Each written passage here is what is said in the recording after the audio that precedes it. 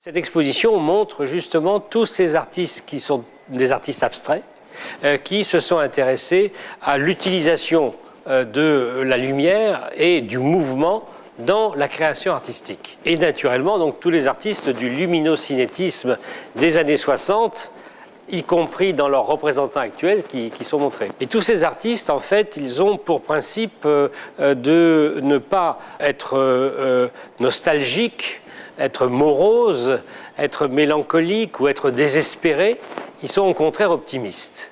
Et ils sont optimistes exactement comme en 1919, les gens qui ont créé le Bauhaus étaient optimistes après la Première Guerre mondiale.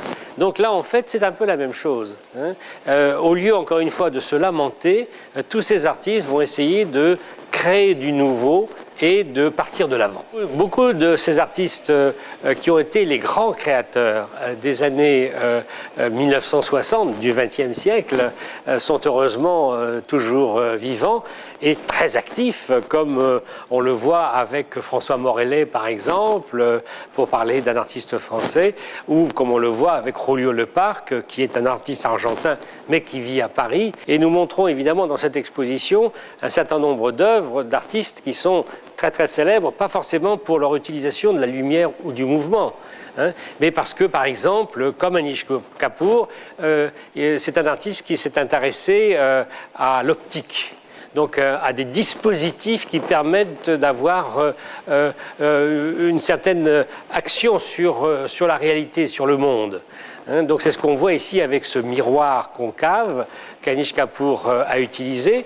Sa particularité, c'est de les avoir teintés, par exemple. On le voit dans une autre partie de l'exposition, ou ici, d'avoir tapissé la surface de ce miroir avec toutes sortes de petits éléments comme ça qui sont parcellisés.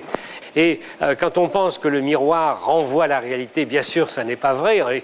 Le miroir renvoie une certaine réalité, n'est-ce pas, qui est déjà de toute façon transformée et interprétée. Et là, évidemment, on a un dispositif qui transforme complètement la réalité. Une partie de l'art numérique, si vous voulez, se trouve naturellement dans cette exposition, parce que tous ces artistes-là, justement, qu'est-ce qu'ils ont essayé de faire? Ils ont essayé de simplifier les moyens de la création pour pouvoir mieux les comprendre, mieux les utiliser, mieux les dominer en quelque sorte.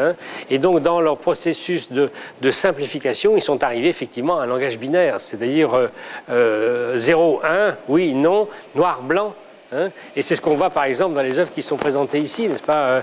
Le tableau de Bridget Riley, c'est un tableau en fait uniquement avec du noir et du blanc et avec des formes qui sont dans une position et dans une autre. On voit que depuis une quinzaine d'années, dans tous les pays européens, mais aussi aux États-Unis, eh bien, on a donc des artistes qui reprennent un certain nombre de ces grands thèmes qui ont été illustrés par leurs prédécesseurs, mais en les développant avec, bien sûr, leur sensibilité actuelle.